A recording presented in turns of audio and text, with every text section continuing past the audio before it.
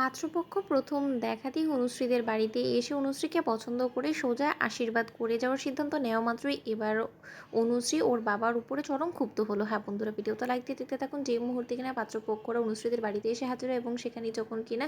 সুদীপের বাবা বলতে থাকে যে দেখ অভিমন্যু, তোকে কোনো রকম কোনো কিছু না জানিয়ে আমরা হুট করে চলে এসেছি, এতে করে নিশ্চয়ই তুই আমাদের উপরে খুব বেশি রেগে আছিস, কিন্তু তার সত্ত্বেও কী করবো বলতো, আমাদের সময়সূচি কোনো কিছু আমরা মিলিয়ে উঠতে পারছিলাম না এবং যতক্ষণে কিনা আমার ছেলে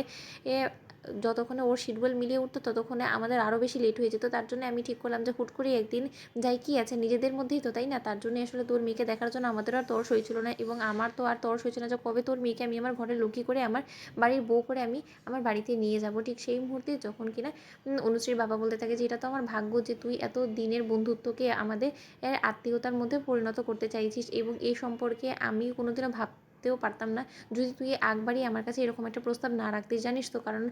বন্ধুত্ব সম্পর্কের মধ্যে কম ধোঁকা তো আর আমি খাইনি। ঠিক সেই মুহূর্তেই অভিমান্যুকে যখন কিনা সুদীপের বাবা বলতে থাকে যে দেখ, সেই সমস্ত পুরনো কথাকে বিসর্জন দিয়ে তুই যত শীঘ্রই সম্ভব তোর মেয়েকে আমাদের সুদীপের সামনে আনার ব্যবস্থা কর, কারণ আমাদের সুদীপ আমার মুখ থেকে এতবার তোদের পরিবার সম্পর্কে শুনেছে যে আমার সুদীপ তো প্রায় বলেই বসেছে যে বাবা, যদি আমি কোনোদিনও বিয়ে করি তাহলে অভিমন্যু আঙ্কেলের মেয়ে অনুশ্রীকে আমি বিয়ে করবো এবং ওকে দেখার জন্য আর আমার ছেলের তরস হয়েছে না, তুই একটু যদি ব্যবস্থা করিস তোর মেয়েকে একবার দেখা। ঠিক সেই মুহূর্তে যখন কিনা অভিমন্যু হঠাৎ করে অতসীকে যখন কিনা বলতে থাকে যে যা গিয়ে অনুশ্রীকে নিয়ে আয়, ঠিক সেই মুহূর্তে অনুশ্রীকে যখন কিনা গৌরী নিয়ে আসে এবং অনুশ্রীকে প্রথম দেখা মাত্র যখন কিনা সুদীপ হাঁ করে তাকিয়ে থাকে, ঠিক সেই মুহূর্তে ঈশান বলতে থাকে যে ইচ্ছে করছে এই লোকটাকে ঘাট ধাক্কা দিয়ে আমি বাড়ি থেকে টেনে হিঁচড়ে বার করে দিই, কিন্তু তা সত্ত্বেও ভাইদা তুই তো আমাকে বলে রেখেছিস যে না, আমাকে নিজেকে সামলাতে হবে, তার জন্য আমি চুপ করে বসে আছি। অন্যদিকে প্রথম দেখাতেই যখন কিনা অনুশ্রীর বাবা কাছে সুদীপের বাবা বলতে থাকে যে দেখ, আমাদের তো মেয়ে আগে থেকেই পছন্দ, এবার তোর যদি কোনো রকম কোনো আপত্তি না থাকে তাহলে আমরা আজই অনুশ্রীকে আশীর্বাদ করে পাকা কথা বলে যেতে চাই। ঠিক সেই মুহূর্তে অনুশ্রীর বাবা অনুশ্রী কোনো রকম কোনো মতামত না নিয়ে হঠাৎ করে যখন বলে বসে যে দেখ, এটা তো আমার মেয়ের পরম ভাগ্য যে না তোদের বাড়ির লোকেরা আমার মেয়েকে এতটাই পছন্দ করছে যে প্রথম দেখাতে ওর সম্পর্কে কোনো কিছু না জেনে শুনে ওকে সোজা আশীর্বাদ করে ওদের ঘরে লুকিয়ে করে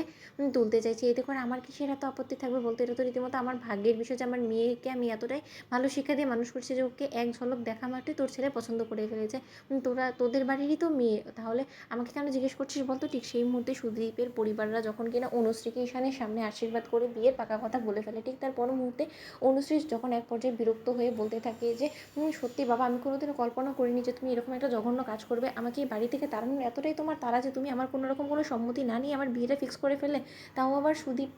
এই লোকটার সঙ্গে, যাকে কিনা আমি চিনি না জানি না, একটা অচেনা অজানা মানুষের সঙ্গে আমি কী করি আমার গোটা জীবনটা কাটাবো সেটার উপর তুমি ভেবে দেখার প্রয়োজন বলে মনে করলে না? অন্যদিকে অতসী যখন বলে থাকে যে অনুশ্রী এখানে কোনো রকম কোনো অঘটন ঘটানোর চেষ্টা করিস না। তো বন্ধুরা, লাইক এবং শেয়ার করে সাবস্ক্রাইব করতে ভুলো না।